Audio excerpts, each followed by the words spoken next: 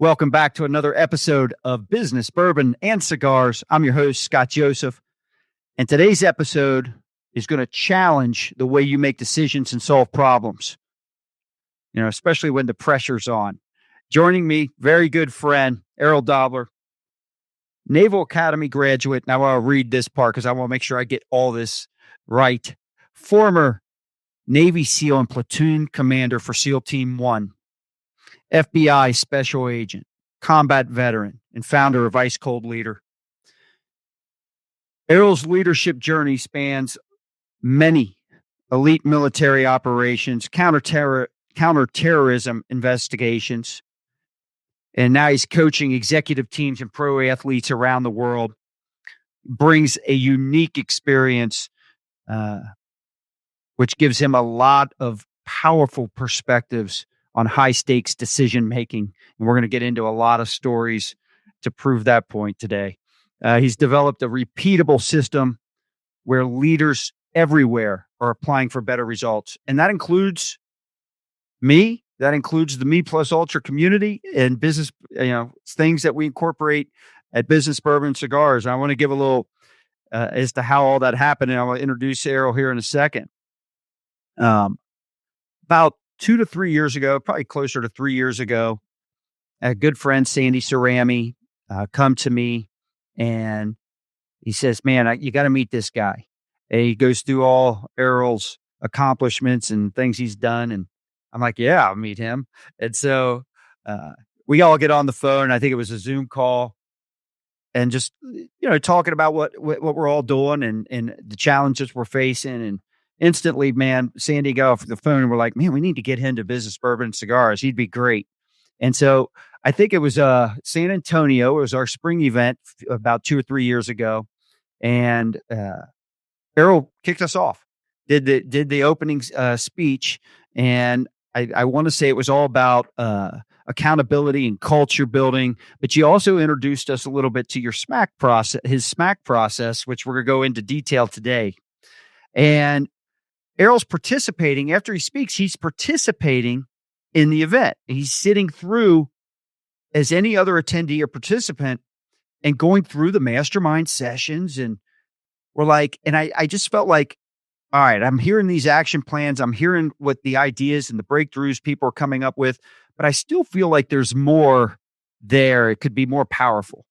It could hit home with people. And I wanted to make sure that when people left this event, they left with an actual action plan that they could take back to their team, maybe improve it, do whatever, fine tune it, tweak it, but would get applied and integrated into their actual process and solve the problems they were there to solve. So after the event, I'm talking to Errol and getting his feedback on what could be improved. And he's walking me through in more detail with his SMACC process, SMACC. And I'm like, man, I think we could incorporate that into our mastermind sessions and it take the mastermind from just this big brainstorming session into an actual thing where they could walk back and things would get applied and it could be very specific to their unique challenges. And so we started doing that. And I remember the first one, the first event we did, which was in the fall in Louisville. We had to really do a lot of hand holding. And because, conceptually, everybody can get it. Everybody hears it. They're like, oh, yeah, I can apply it. Then you start to do it. And it's not something you're used to doing. And I remember the first mastermind, people were like, let's go back to the old way. But as we progressed through the 2 days, we got pretty good at it. And now 2 or 3 events later, it's beautiful because it's like, it's getting better and better. It's more fine-tuned. When we have new attendees come in, we've got all this experience in the room and at the tables, helping the new attendees work through it. And I have to tell you, and what I love most about what this process, and you guys are going to get exposed to today, is when we do this at Business, Bourbon, and Cigars, yeah, we're working on a specific challenge that someone might have, but they're killing two birds with one stone here. Not only are you coming up with an action plan that can help, might be some big breakthrough in your industry and really differentiate you from everybody else, but the other thing you're accomplishing is you're learning a new skill set on a better way to prioritize and solve problems and develop a strategy and an actual plan to do it. And you're practicing it. And what I love about that is we've had people go back and actually apply this and incorporate the SMACC process into their everyday business, processes. So I love it. So if you're a business leader and you're looking to improve how you think, how you lead, how you tackle complex problems, this today is the episode and the conversation that you've been waiting for. So we're going to dive right in, which is appropriate for you, Errol, because of the training you've had. Errol, welcome to Business Bourbon and Cigars. It's good to see you. It's good to see you. Yeah, super excited that you asked me on. And this is a topic, right? Because it doesn't matter who's listening, right? Business people are probably listening. But if the housewife or the house dad is listening, he's like, well, I can apply this at home to my 8-year-old for sure. It is universal. And that's what makes it so powerful. Yeah, I absolutely love it. All right, so let's get right into this. All right, so you served as a Navy SEAL, all right? Led the FBI counterterrorism operations, but now you're working with business and executive teams for the most part. What experiences, most shaped your philosophy around decision-making and problem solving? When you start a leadership consulting business, the hardest part is to articulate, at least to yourself, well, what do I stand for? What am I going to talk to people about? Right? And if you can't articulate it, you don't have it. I know it intuitively. I can execute it. So that took a long time, right? And so I had to say, okay, wait, what do I believe? And why do I believe it? Why will it work for people? So I just had to reflect back. So I obviously made a lot of mistakes as a young leader, especially in the SEAL teams. But I was also had some very good strengths. And one of the things I built my reputation on was Errol Doebler, for all of his faults, once he gets on that battlefield, he can make good, fast decisions calmly. That's what I became known for, right? The troubles I would get in when I wasn't working were a whole different story, right? And that's all young man stuff. So I had to then reflect and say, okay, great. If I have that reputation, that's a great reputation to have. What am I thinking while all this is happening? And I just broke it down, right? Every scenario that I went through, to include then the FBI, right? Because I was in a lot of, and for me, combat situation is any situation where if you don't do it right, somebody can get hurt or killed. So knocking on a bad guy's door to me is combat. So I broke it down. I said, okay, I was always aware of how I was feeling. I was always aware of my emotion. Always. This scares the crap out of me. And what? And then I went through, I said, okay. And I always knew my intuitive action based on that emotion. So for example, I knew that when I was angry, I tended to naturally lash out in a very unhealthy way. So when I felt anger, I knew, don't act on that. You've got to think about that a little more. Okay. As opposed to stress or pressure, I knew that I automatically calmed down and saw things. So I could trust that. So once I felt the stress, I'm like, go through your things. If I felt anger, my next step was, okay, lashing out is not your behavior. What's the right behavior for this situation? And I just had to decide. It is to be calm. It is to walk away. It is to ask questions. Whatever it was, I decided on a behavior. And then I made a plan. That's SMACC, right? Here's now this. I've got my emotion under control. I know how I need to act. Now, what is my plan to get through this? And then a reflection. That's it. That's what I did every single time in every situation, to include unknowingly, I suffered from traumatic brain injury for over 20 years without even knowing it. When I finally got diagnosed, the injury was so bad, the doctor said, you have to tell me about this process of yours, because the part of your brain that is responsible for your emotional recognition does not work. It's dormant. There is no energy going to it. You should be destitute. You should be a homeless person because you technically have no capacity to process your emotions. So I walked him through this process, and he goes, "That you saved your own life." And then it's a whole different story. There is now a non-pharmaceutical treatment to heal that, intranasal insulin. But my point is, I was doing that without even knowing it, because he asked me, he goes, "Well, how often do you do this process?" And I said, "Every time I walk into a room, I have to do it, because I know if I don't, then I will just act intuitively on an emotion. And now I'm just flipping a coin, whether I get a good." So that's how it happened, right? That's how I developed it. And I had to just do a lot of reflection on what was good about the things I did and what was bad, and how did I take advantage of, and then advantage of the good and mitigate the bad. And that was it. That was the process. I'm not even sure if I answered your question. So, well, we're going to get into specifics. Yeah, I think you answered it, because what I was asking is, like, what experiences did you have that translate over, right? And it was all the combat experience, and it was all the TBI stuff, and then applying it in a very methodical fashion to every day.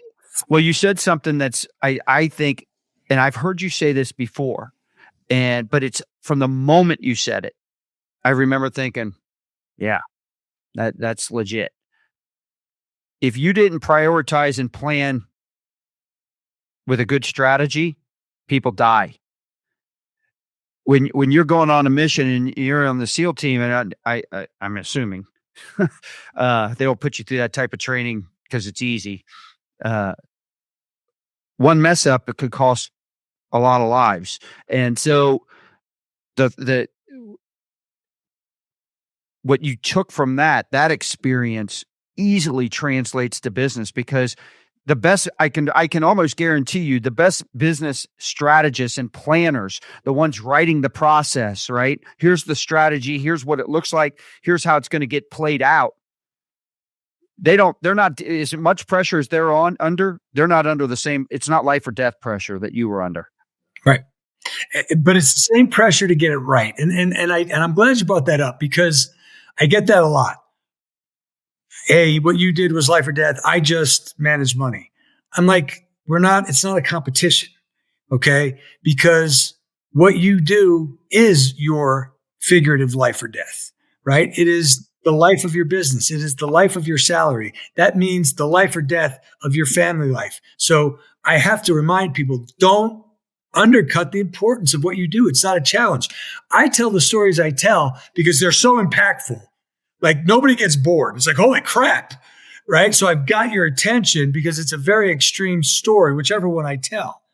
But then we go to, now here's how it applies to you. So stop comparing the consequences. That's not what we're doing, right? And I think it's important for everybody to recognize that. What is your stressor might be my safe place, and vice versa. So it's not a competition.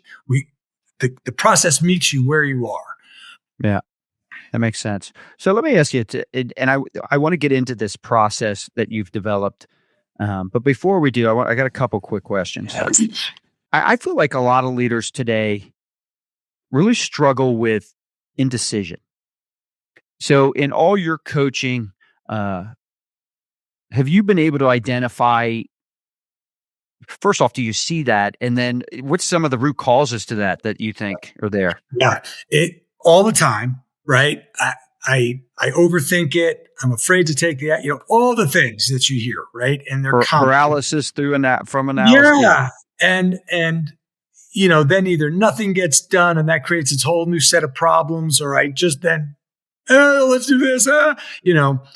And so again, we break down the process. So my first set of questions is around emotions. Well, how do you feel when you're up against this? I feel nervous. I feel afraid. Why?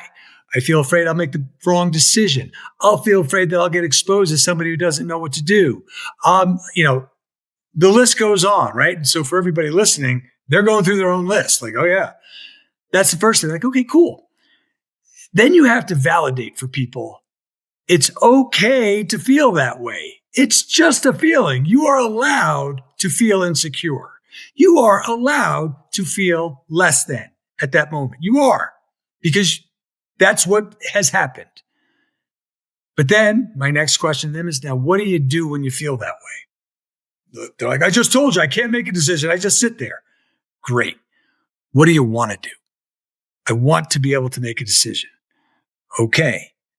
That is what we're going to work on. It's so simple. Okay. But they've walked through the process. I get, oh my God, I feel this way. Errol just told me it's okay to feel that way. I didn't know that. I thought I was supposed to hide that shit, right? And then I identified, here's what I do when I feel that way. Is that a good behavior or bad behavior? I don't like it. Let's pick a new one. Well, I want to make a decision. Great. That is now your new behavior, to make decisions. But I don't know how to make a decision. Here is SMACC. Here is your process to help you make the decision, right? And the new behavior is to prioritize. I got a million things to do. What's the one I'm putting off? Because that's probably the most important one. And now follow the planning process. It will set you free. Okay. But it starts with acknowledging where that indecision comes from.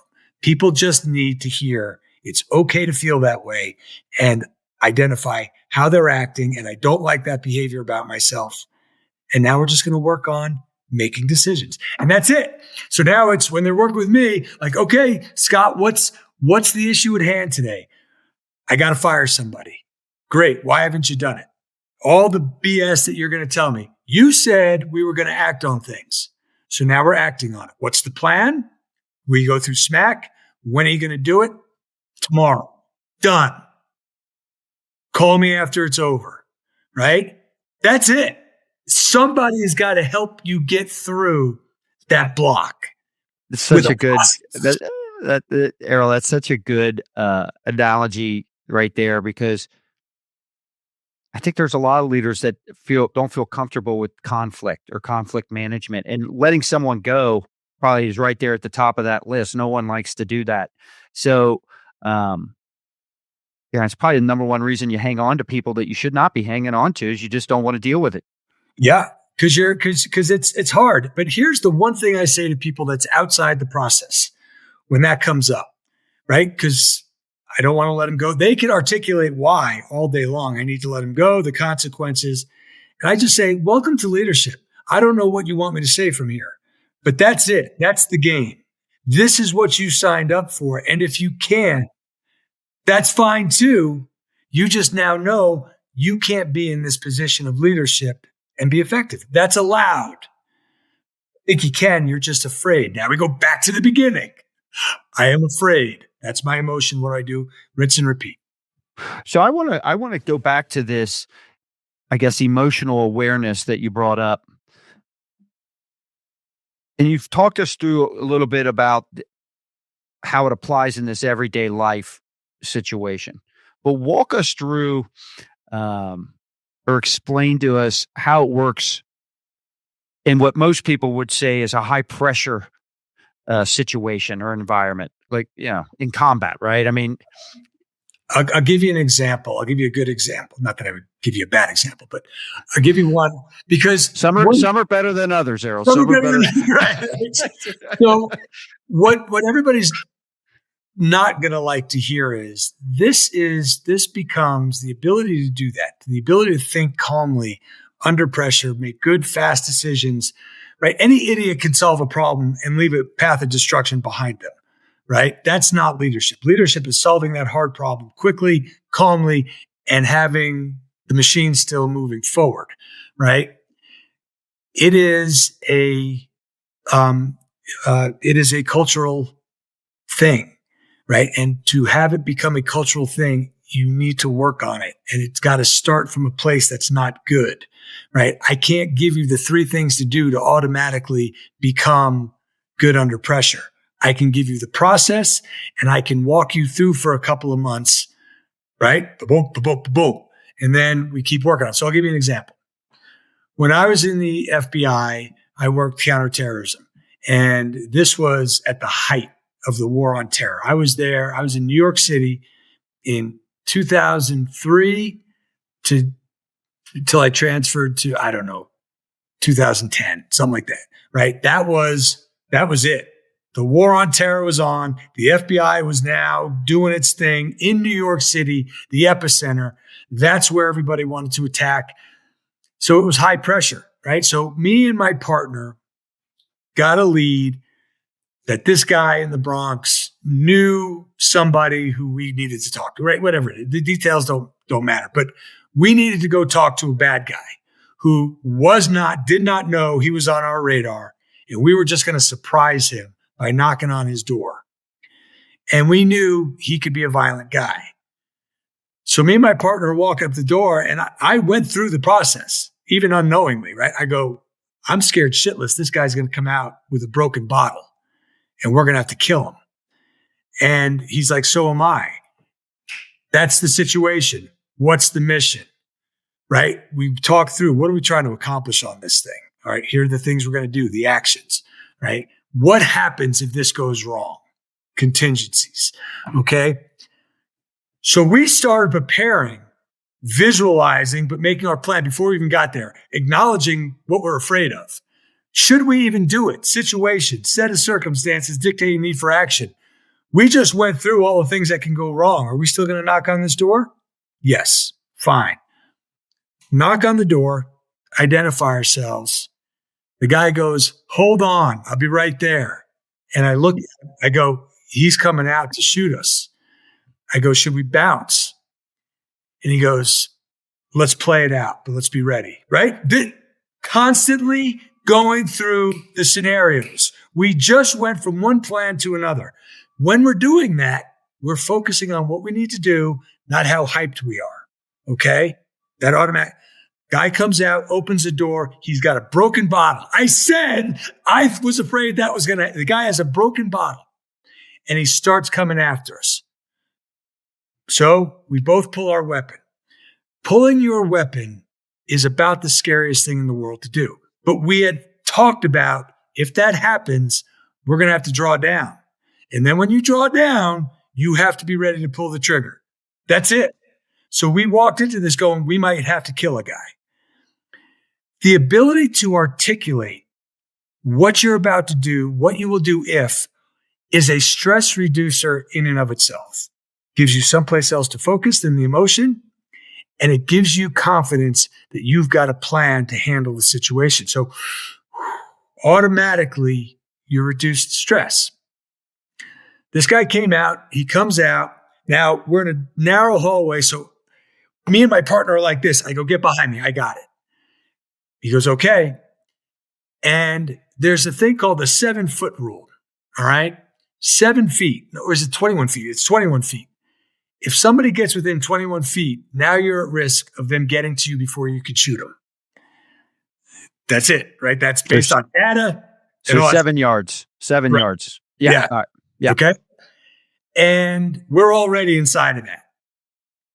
And so now I'm going through a new plan because he's walking towards me. All right.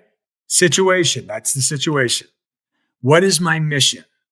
I had to go through several iterations on the spot. I said, my mission is to get him to stop walking and just to talk to me for a second. That was it. And I went through what my actions would be. Most importantly, what's the contingency? He keeps coming. And that answer was, now I've got to pull the trigger. Okay. And he starts walking towards me. I said, man, if you take another step, I'm going to be forced to shoot you. I'm just telling you that. Just give me a second. Give me 1 second just to talk to you. And he goes, okay, mission complete. Got it. And now I said, here's why we're here. Right. And I went, I'm not here for you. Okay. I'm not here for you. I said, as a matter of fact, I'm not going to arrest you for what you just did. I'm not. We can sit, drop, watch. And I put it down. I put my holster in, but I knew he was behind me. Right. So I was going to go down. But it was part of the contingency, is my point. Okay. And I said, I just put it down. So we dropped it. I go, now. I go, we're not done. I go, because I still have a gun. You can't come closer. Let's talk from here. And he goes, okay. And then we talked and so, but my point is, that was just the process. That's how we stayed calm. Make it a plan. Acknowledging first, I'm scared. And now what? That's fine to be scared. You're allowed to be scared. But you're just not allowed to freeze up. You got to have a plan of action that will help you move forward with all that stuff. So it makes sense, right? Yeah.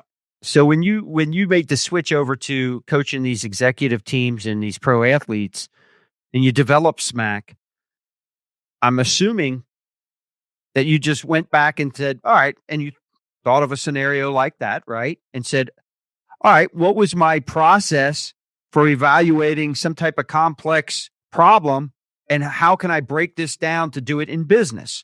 And you came up with, is that accurate? Yeah. So SMACC is the planning process we use in the SEAL teams.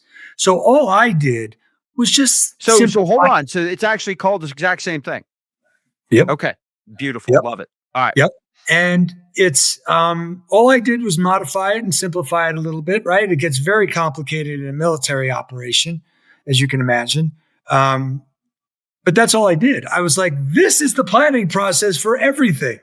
This is literally the process we use to make sure we achieve victory, that people stay alive, and that we're good enough moving forward, right? That's it. So why wouldn't this work for everything? And it does. Yeah. I highlighted it. We have an ebook on, did you download the ebook? I saw it. Yeah. Yeah. All right. So I gave you a big highlight. I even put it in a nice call out box. I don't know if you appreciate that. walk people through that. But I love it. I love this process. So let's let's break it down for everybody so they can actually learn from it and then start working through it and try to apply it. And here's what I'll tell you. And I actually work with Tom Drexler a lot. And as we were going through SMACC, right? Because Tom's been at the Business Bourbon and Cigars. He's like, yeah, I like it. We went through it. He's like, oh, we're kind of doing it wrong at Business Bourbon and Cigars. I go, we're not doing it wrong. There's just not enough. We're introducing a concept, right? And that's all we can do with the amount of time that we have.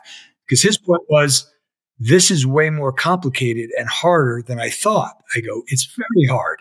It is the most simple process to do something that's very hard, right? So, and I just want everybody to know that, because I love introducing it in Business Bourbon Cigars, but you know me, I want to get on the mic and walk everybody through it, but we don't have time. Well, and a perfect example, right? When we went through the first one, the reality is it makes no sense at Business Bourbon and Cigars to work through the contingency, the command, and the communication style, because that all has to be done back at the office with your teams anyways. And so that would be an example of a modification that clearly simplifies it at the event versus what you're probably dealing with in real life at work. Yeah. You know? So, and here's where it gets hard though, right? So we'll break it down. Situation, set of circumstances dictating a need for action. That is the situation. What does that mean? I give you a scenario. This thing is happening. The response is either, so what? So what? We don't need to do anything, right? We've got a competitor moving right across the street from us. Set of circumstances dictating a need for action. Maybe the answer is, who cares? We don't care. We do our thing. Oh, great. We don't have to worry about it. Good to know. Good to know that we don't have to waste our time worrying or acting on something. More likely, and it could be an opportunity, right? It's a set of circumstances dictating the need for action. So first thing is anybody saying, who cares? Because if you are, good, move on. You've just saved yourself a lot of time.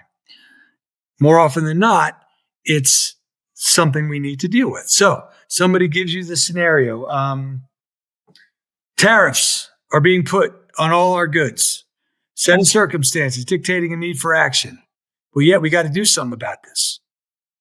Okay, what do we got to do? Fine. What is our mission? If you have identified that you need to act on something based on the situation, then you have to define what you want to accomplish. Great. The tariffs are being put on us. What is our mission? Our mission is to not have the cost go to the customer. Our mission is to not let this sink us, right? Whatever, it doesn't matter, but that's the thing. You've got to decide what you want to accomplish based on the situation. You can have several missions. You can't have one big long run-on sentence that has the missions kind of mixed in there. They've got to be broken out, okay? Because there will be several things. Now, typically, you'll have to prioritize. We got to do this mission first, then this one, then this one. I think a good visual that people can put in their heads, if anybody's familiar with the IT world, right? They've got this big 90-day project. And within that project, they've got what you're going to define as missions, right? And they call them sprints, which are 2-week things. So in other words, they're just mini projects that as we go, they get me closer to the big one.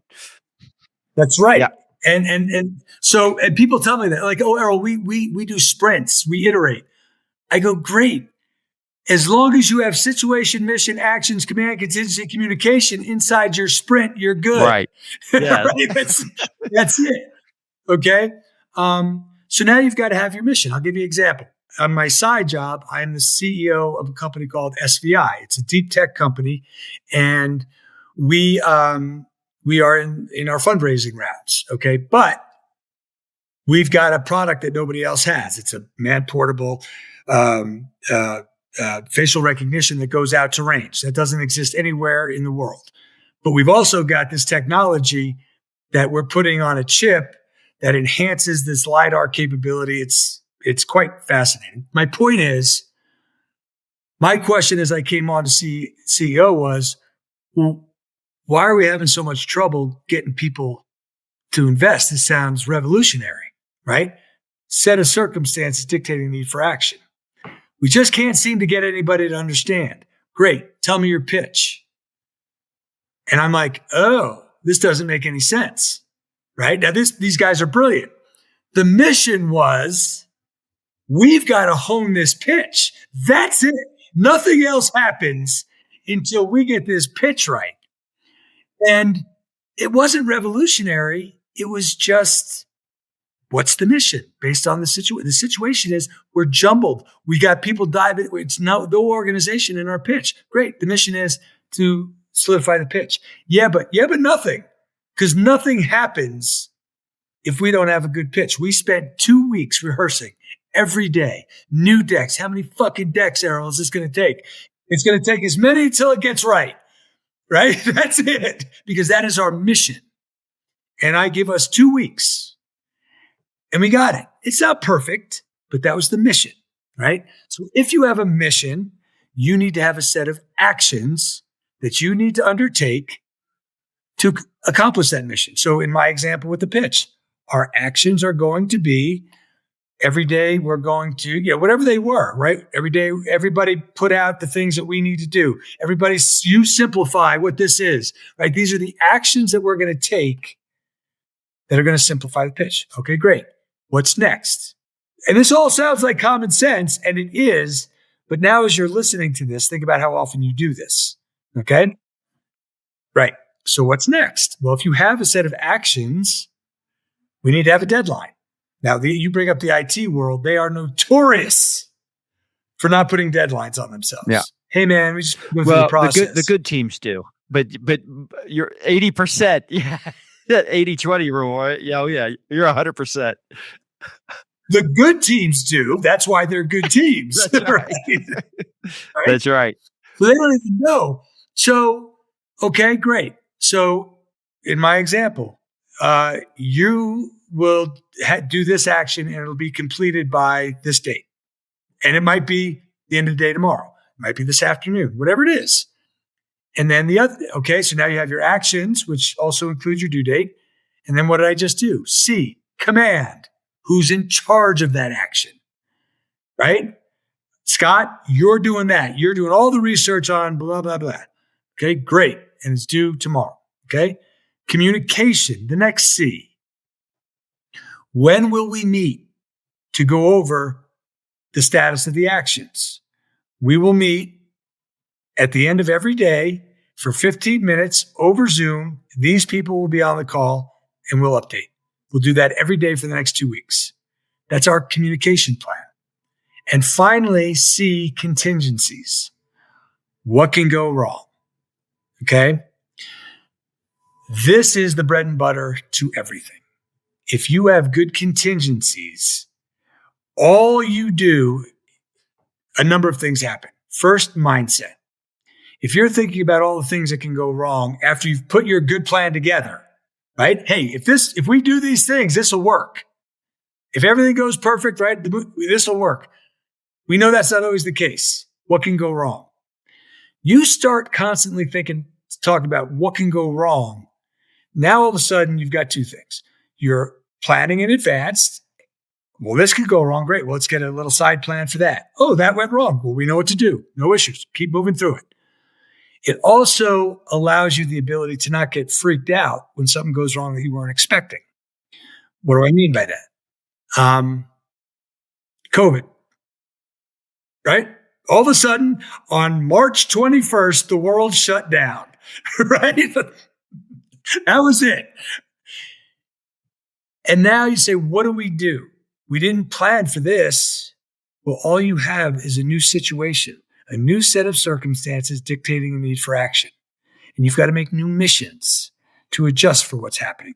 So it's just a mindset. Oh, we didn't expect that. That's just a new situation. Great. Rinse and repeat. What's our mission? What are the actions? Once we get that done, now we're back on track. That's the process. That is the SMACC process. Are you tired of hitting roadblocks in your business? Maybe you're feeling, overwhelmed by the challenges that never seem to end. No matter how hard you push, it feels like you're just stuck in the same place. You're trying to break through, but you never quite get there. I want you to imagine if you had the support of a community of top-tier business leaders who understand your struggles because they've all been there. More importantly, they're ready to help you overcome them. The Business, Bourbon, and Cigars Leadership Retreat, it's exactly what you need. This is not just a typical business event. It's where visionary entrepreneurs, they come together to tackle their biggest obstacles, learn innovative strategies. They're there to build meaningful relationships that can propel their businesses forward. You're going to leave with actionable insights and a network of powerful connections that are ready to take your leadership to a new height. But here's the thing.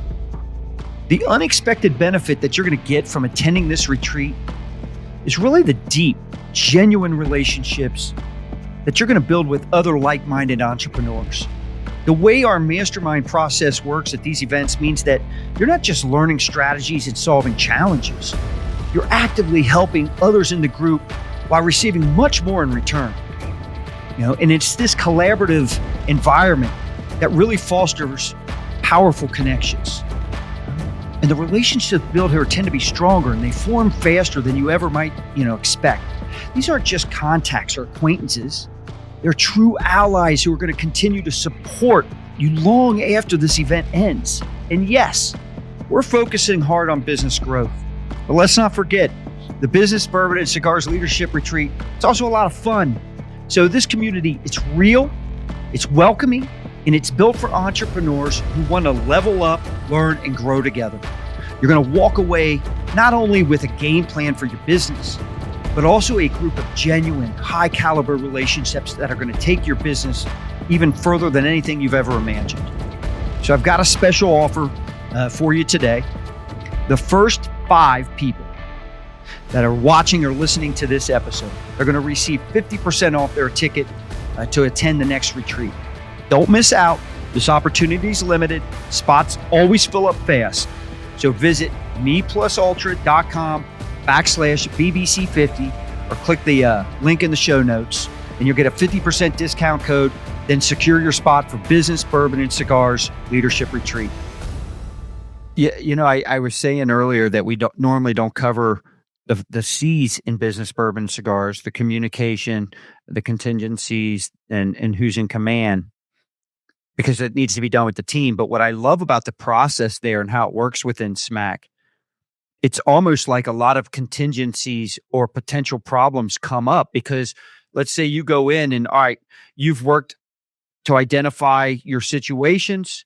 And by the way, I want to come back to that and because you do a good job of articulating, we can come up with all kinds of projects as business leaders, but we don't have the capacity to get them all done. So I want to come back to that. But, as I was saying, we come up with our situations and then our missions and why we chose that mission, right? And then we come up with our action plan. But when we get into our tables and we start working with other peers in the actual mastermind part of it,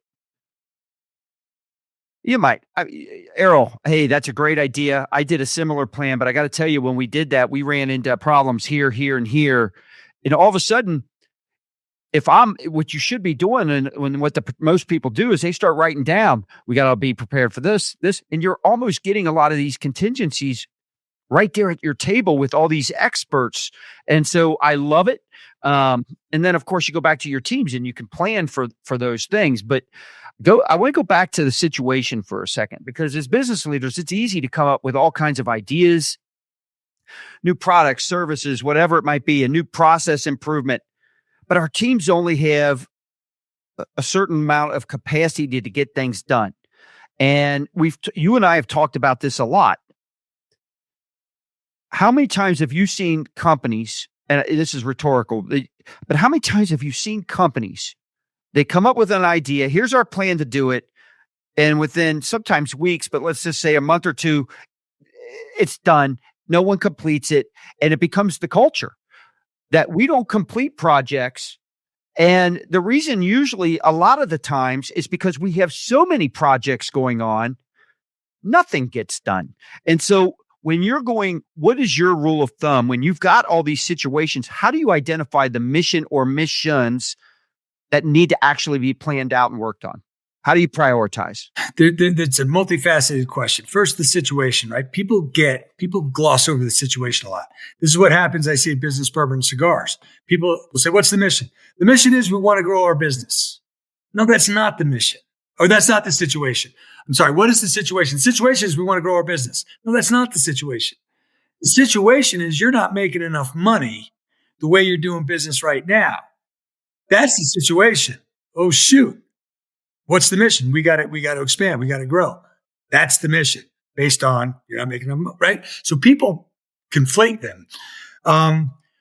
Which is, by the way, one of the great reasons we love having Errol there, because he helps people through this. So go ahead. And it's hard. People get insulted. I'm like, that's not the situation. That's your mission. Why are you doing that? Well, because we suck. Okay, now we're getting somewhere, right? Where's your situation? Where's your situation? Right? Nobody knows what the hell we're doing. Your mission is not to suck. Yeah. So there's a couple of things, right? The first is obvious. Look, you've got to use common sense when you're prioritizing. Okay. Look, what's the hardest thing? What's the scariest thing? That's probably your priority. Okay. That said, we've got these initiatives. We think they're all important, which can happen. Which one do we pick? Which one all I say is SMACC it, right? And you go through the actions, and the big thing is going to be command, right? Okay. Now you've got 4 names on the first mission, 4 names doing the actions. Now go SMACC the second one. Oh, we've got the same 4 names for those. Shit. Go SMACC the third one. Same people. We literally don't have enough people or time to do these at the same time. We don't. We could actually do 2 at the same time, though. You just said, now all you have to do is decide which one. And then why that one, right? Will that one solve a lot of other problems? Because that's the one you need to focus on. All right. So when you're not sure, SMACC it, and you're going to see command and or time. We need this amount of time to do this action. And then you go to the second one, you're like, we need this amount of time. Oh my God. And we've got 1 name doing 4 actions. Why can't we do it? Because we don't have the people. So we got to pick one. Then it's prioritize, execute to completion, move on to the next. That's the hardest part for people. Especially if you're a lead. They feel like they're not doing everything they can be doing. Well, no, but what about these other things? As a leader, if you really care, you just want all your problems solved. So if you know they're out there, you're like, people used to make fun of me. All right, Errol. They used to tell me, people on my team used to sit there and say, everything to Scott's a top priority. That's right. That's right. That was good feedback. I didn't listen well back then, though. You didn't listen right. But again, I'll give you another example, right? With this company, SVI, that I'm working, the pitch, there is so much work to be done. And I said, nothing else gets done until we get this pitch done. That's it. That's the priority. We don't move on to the next thing. They got, to their credit, it's a seasoned bunch of people. They're like, okay, you're right. That's it. And then we got it done, and then we moved on to the other stuff. And it didn't seem like that big a deal. It seemed like a huge big deal inside of those 2 weeks. Like, yeah, but we're not doing this other stuff. All I had to say is, you got to trust me. This is why you hired me. You got to trust me. And sure enough, at the end of 2 weeks, it's like, hey, that wasn't that big of a deal. And now we got this out of the way, and we can move on. Welcome to leadership. You got to hold the people. You got to hold the line. And it doesn't, just because you got one done doesn't mean you automatically go to the second one or whatever one was the top priority at that time, because a new issue, a new situation might come up that's all of a sudden trumps that, right? It might. Yeah. And that's fine, but you've all got to be able to articulate it. Hey, this new thing came up. Let's do that. Stop. Okay. Are we willing to stop the previous priority? Because that's what's going to happen. And now it just creates good logical discussion, right? Is this situation important enough to trump what we were just doing? If everybody agrees, all right, go. And you can live with it. Yeah. You know, I think I speak for almost every business leader out there or owner. You know, it would be great if teams could proactively solve small and big problems without, why do these situations, because everybody should, if you're running an organization, the data should be transparent. If our KPIs or our goals are here, then every team should have some type of KPI or measurement that shows a result. We're either our team is helping or hurting the overall big goal, right? So, and if you're not, then why aren't you figuring out the situations and then coming up with missions and smacking those things? So my question to you is, what's the best way that a business owner or leader could create the type of environment, right, where teams started solving problems proactively instead of always just pushing them up to management? Pushing them to management or waiting to be told what to do. Correct. Right? Yeah. And that's a big one, right? I see the beauty of my job with Ice Cold Leader is I don't see too many unique problems. They're usually pretty much the same, right? So it gives you a lot of validation to tell people. And, when people say, well, what industry do you work? I'm like, I work every industry. I don't have a niche because the problems are always the same. I work with the problems. But to answer your question, that now becomes a culture issue. This is where we use culture and SMACC at the same time. So the first thing is the leader's got to be able to articulate, here's what we're doing. Here's our culture. Everybody's just sitting around waiting to be told what to do. And we say we're going to do something, we never do it. That's what we do. For better or for worse, that is our culture. And everybody will go, yep. Right. So you've got to be able to articulate what's happening, what you're doing. And it's painful. So that's good. That's the first thing. What will our new culture be? Our new behavior? We are going to work on initiative and autonomy. I want people taking initiative. Great. How do you get people to take initiative, right? This is it. It's great to say, I want my people to take initiative. We work with initiative and autonomy. Go. The answer, that's not the answer. Because the question is, how do I do that? Now, here's the answer. So you've established what you want. You've based it on what you've seen. So now that's how you get your buy-in, right? Because everybody goes, yep, that's what we do. And now we say, fine, SMACC. The leader, for now, identifies the situation and the mission. Here's what's happening. Here's what we want to accomplish. And then says, Scott, come back and tell me how we're going to do it. That's it. By definition, I have just instilled initiative and autonomy by saying, now you tell me how we're going to do this. We're not looking to trick them. You can introduce the elements of SMACC. You can say, hey, I want to hear the actions, when their date, who's in charge of what, when we're all going to review this stuff, and some things that can go wrong, right? You're kind of just giving them the answers to the test. And then they come back and they give you the worst plan in the history of the world. But guess what? They made a plan. That's right. We've started. Okay. We have started the process. Now, sometimes a bad plan or idea is what spurs a good one. It's a start. It's a new culture. That's right. Now, here's the question we get. Errol, what happens if they come to me with this awful plan that won't work? I'm going to crush their spirit if I am like, that's dumb. That will never work. Here's what we're going to do. What do I do then? Contingency questions. If you know as the leader, this won't work because you know for a reason. You've been there, you've done it, right? But you're trying to learn to delegate, and you just ask questions. Oh, I see you want to have us all jump off the bridge. Well, what will you do if we all die? And this is a ridiculous example, right? But what will you do if we all die? As opposed to that will never work because we'll all die if we jump off the bridge. Right. Two different things. Yeah. If I ask you that, okay, cool. What will you do if we all die when we jump off the bridge? I'm making you think still. Well, I never thought of that. Okay. Is that action? Is that going to be a good action for us? No. Come back to me in an hour. Well, let me tell you what I love about that. Gosh, that just is a leader that makes... You're no longer that leader that's just... Because when we force our opinions, our way of doing it, and all leaders, if they've got any fight in them at all, probably influence very strongly what they want to get done.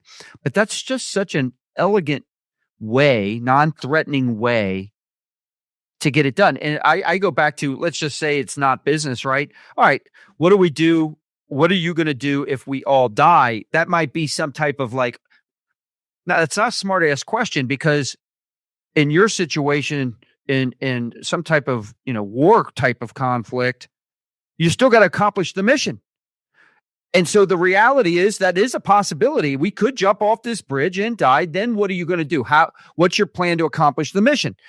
And it forces people to, and so you can translate that easily to business, right? Our mission is to increase sales by 20%. What happens if your strategy does not produce more leads, does not close more deals, does not whatever? Right. One of your actions is, and let's make ridiculous examples so it's just easy. Okay, one of your actions to increase sales is to go to each one of our customers and tell them how dumb they are. Okay? Okay, great. Good. I hear you. I see where you're going with this. What happens if you insult everybody and they cut us off as a customer? What happens if you insult them and they say we don't want to do business? Well, what will we do? Well, we won't do that. Is that not a possibility? Well, it is a possibility. Great. What will you do if that happens? What's our contingency? Shit. Well, if we do that, then we lose all our customers. Mm-hmm. Okay, let's not do that. All right, come up with a new plan. Yeah. Love it. That's it. Love it. Right? The contingency will tell you whether you want to go forward with that or not. Can you live with the results? All right. So some of the early, I want to ask this. So when let's go back to business, bourbon, cigars. Remember the early times when you were teaching everybody this, right? And we start working through it. And to your point, the Tom Drexler, by the way, phenomenal Me Plus Ultra member. And just a quick story on him. How long? He's a killer. This man has plumbing, HVAC, and electric. Through an 8-year process, I love telling this. 8-year process, 8 years of growth, went from top line revenue $3 to $4 million, right? And in 8 years, got to $56 million 100% residential. And I always emphasize that because it's not like he's getting these big commercial jobs. It was all, it is. And it's all based on just continually working his process. And so how long have you been working with him now? We've been talking for a couple months, right? We're kind of through. Yeah, but here's, and I want to bring this up because he's a great example. Errol, what can you possibly teach Tom Drexler based on that? Right? He's clearly got it. And when he said, "Hey, I kind of want to hear what you got going," I thought that to myself, like, "What? I don't get what." But here was the deal. What he realized was, because now he's buying some businesses, right? But he doesn't want to be in the weeds all the time. And what he realized was he wasn't very good at delegation. He just saw a problem and fixed it. And that was it. And he's not looking, right? I go, Tom, we got to figure out something so you can start enjoying the fruits of your labor, right? You don't need to be in the weeds. And all it was you set the situation and mission. You got to tell your people how they're going to do it. And now all you have to do is get on a call a couple times a week to get an update on their plan. Tom is brilliant, right? And he goes, holy crap, I never thought of it like that. So there's always something, right? There's always something. And now that's really hard for him to do. To instill initiative and autonomy in his people by simply saying, here's the mission. You got to come back to me with the plan. Yeah. What you're saying is, and it's so hard when you're dealing with something because you're in it. And sometimes surrounding yourself, that's why it's so important to surround yourself with the right people. Because, for him to go to you're not in his business, but you can just quickly, because you're not in his business every day, you can sit there and look and hear what he's saying. And it's easier for you to sit there and say and help him because you're like, this is what you're trying to accomplish. This is your mission. So why wouldn't you just do this? And he's a smart enough guy to figure that. But when you're in it, sometimes you can't see the forest because of all the trees, right? Yeah, and here's the beauty, and this is a little self-promotion, but it's important. Here's the beauty of the process.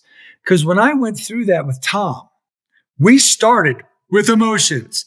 We started with what is your culture? What do you do? We started with what's your behavior? And I know this is going to happen now because I've done it a gazillion times. I knew what he needed to do on our first call. But if I said to him, Tom, you got to start delegating, and here's how, he'd be like, okay. But what we did was we went through the process and he came to it himself. He's like, I micromanage. I do it all myself. I don't know how to delegate. I was like, okay, how are we going to fix that? He's like, I don't know. SMACC. Welcome to SMACC. And he was like, Jesus, right?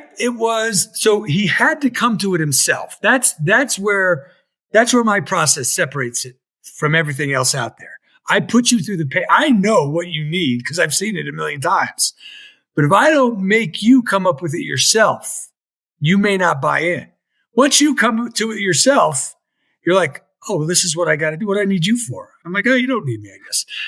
Right? Yeah. So I'm going to start incorporating this into our Me Plus Ultra virtual meetings because like when I do the hour prep call with someone that might be in the hot seat, I don't give as much advice on the virtual meetings because I'm with them an hour ahead, just one-on-one a week prior. And so, but I don't phrase it this way. Like a lot of times I'm like, you should probably do this. I'm going to approach it differently based on this. I wrote it down. And it's a skill because I start getting leaders to say, I said, you got to ask more questions. And the question is not, hey, have you considered doing it this way, which is your way? That's not the question. That is a question. The other question is not, why are you so fucked up? That's not the question. Yeah. The question needs to be, what will happen if this goes wrong? Yeah. Because you know it's not going to work. Yeah. I love it. That's the question. So if you remember back when we first started doing this, we were I think people assume because we're trying to teach them how to work it, the process, that we're so rigid with it. So talk to me about where flexibility kind of fits in there. So, and that is a great point, because what I tell people is, first thing, when I put you through the paces, right? So when we do SMACC in my course, in my 8-week course, we spend a week on each element, right? And I don't say, right, we got the video, they watch the videos. Okay, here it is. I got it. I don't say build a SMACC plan. I don't do that. What I say is, every time you do one of the elements of SMACC, log it in our app, right? Log it. What does that mean? Every time you're talking about a set of actions, log it. Every time you mention a mission, or every time you're rolling over a situation, log it. What I want them to realize is they do most of this stuff already without even realizing it. Okay. And they're like, wow, I do this a lot. And I go, right. What don't you do a lot? They're like, contingencies, communicate, right? They'll always have something they don't do a lot. And now we say, great. Now focus on doing those things. What I tell people is, SMACC is a guideline. Account for the elements. Don't have a big dissertation on each element. Account for it. So in other words, situation. No, okay, we got that. We're all clear on that. I don't talk. Mission. No, those are clear. Got it. Actions. No, those we got those. Okay, good. Contingencies. We haven't hit contingencies. Okay. Hey guys, right. What will you do if this goes wrong? Blah, blah, blah, blah, blah. Oh, we haven't talked about command. Hey, just quick question. Who's doing these things? Oh, good. Right. So I tell people, it doesn't matter how you apply it. You can write SMACC and cool. Or you can just go through your head. Be like, did we account for that? Did we account for that? Did we account? Okay, good. Got it. It doesn't matter. Just know those are the only elements that matter in mission accomplishment. That's it. When you're in a meeting, Errol, our meetings suck. Write down SMACC and just click off when one of those things is mentioned in the meeting. You are going to be distraught to realize, oh my God, I haven't checked one of the elements of SMACC. What did we just discuss for 45 minutes, right? So the flexibility is just that, how you apply it.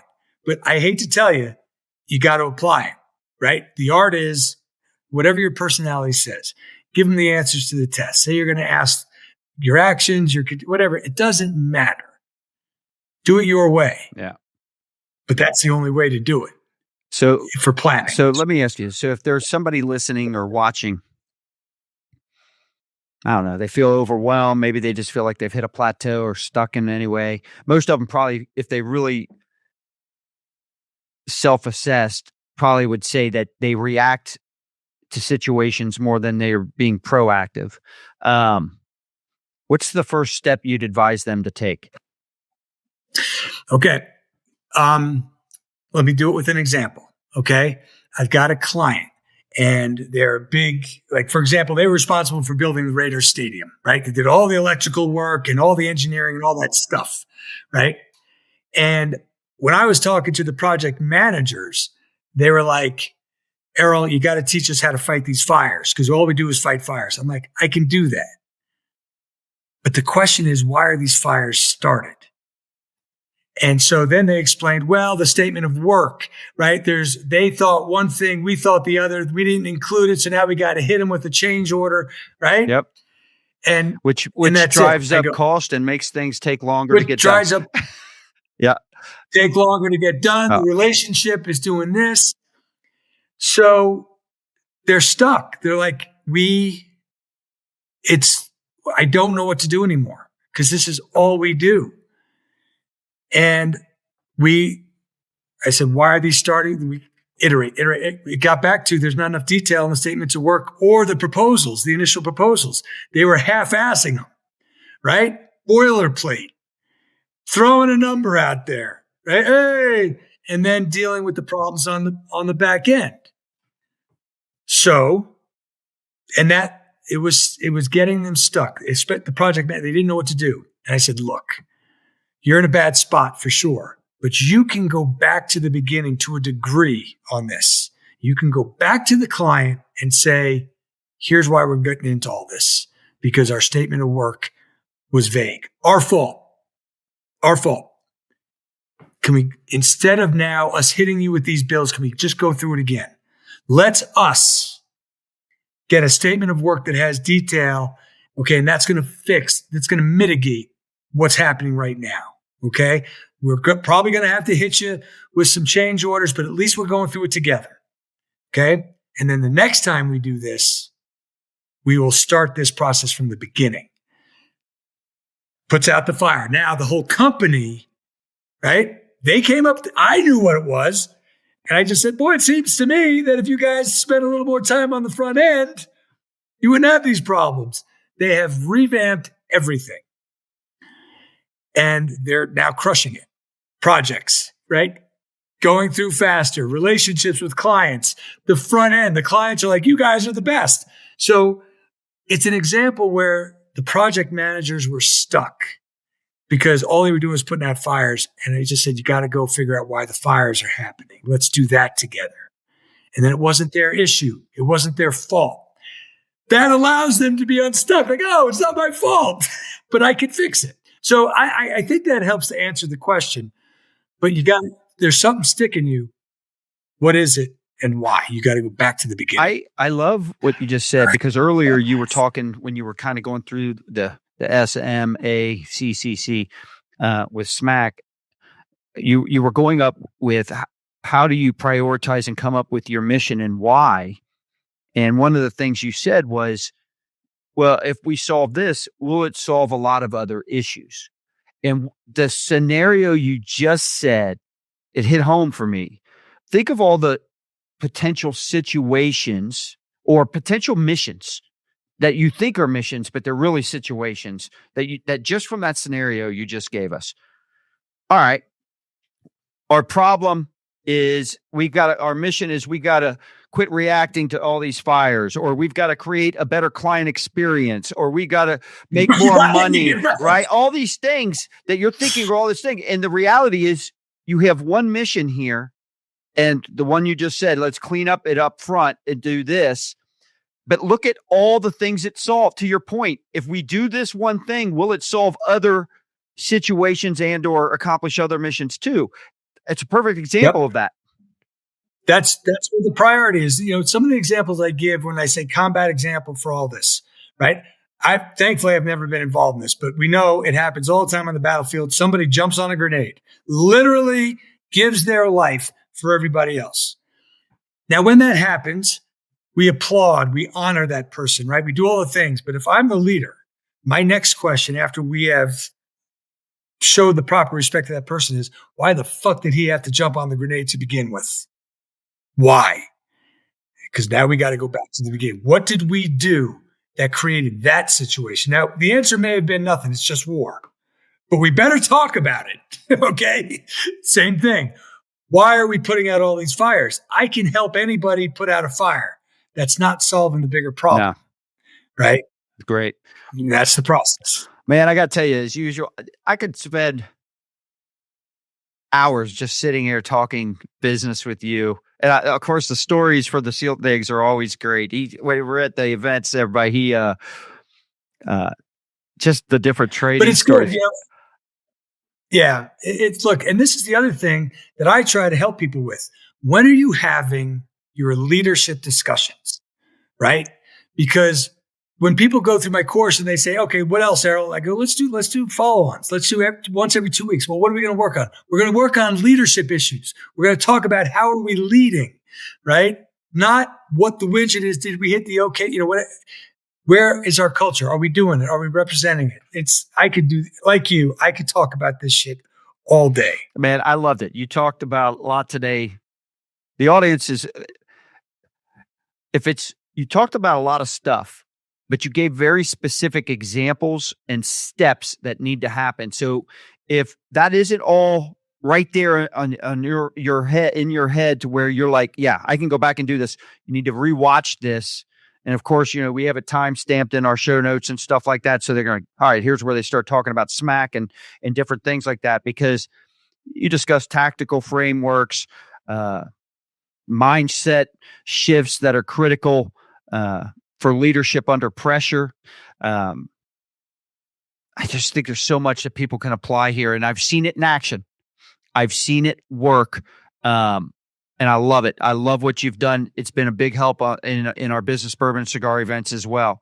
So for everyone tuning in, if you've ever, we talked about this too, if you've ever felt paralyzed, by tough decisions or overwhelmed by the weight of solving problems, man, if today's episode did not give you the tools to help you move forward, might be time to think of another career.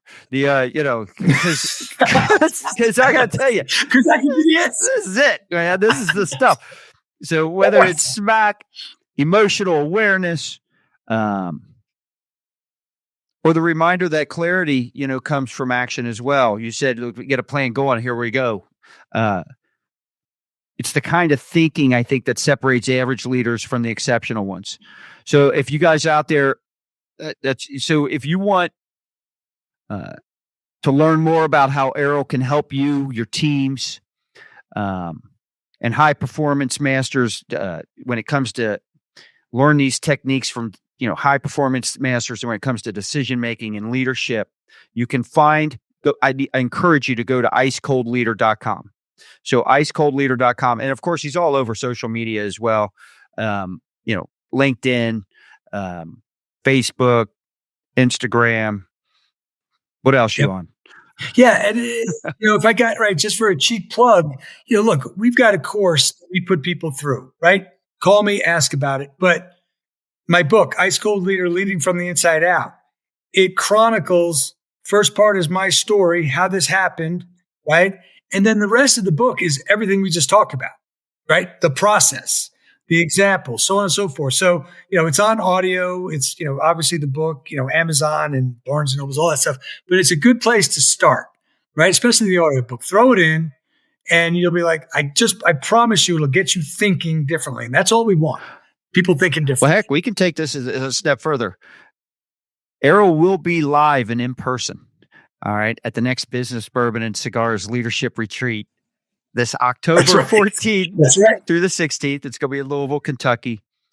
So if you're serious about scaling your business and really pushing your leadership to the next level, this is not something you want to miss. I mean, I work very hard trying to get people there because I know once they get there and they experience what we do at this event, I mean, you've seen Tom Drexler and you. That's a perfect example of the relationships that form, and they're strong and they happen quick.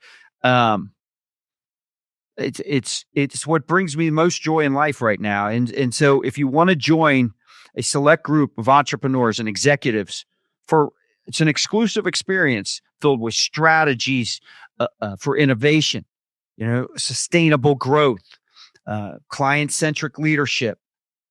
I'm gonna make an offer for people today. I want you to visit meplusultra.com/BBC50. And we'll also put the link in the show notes.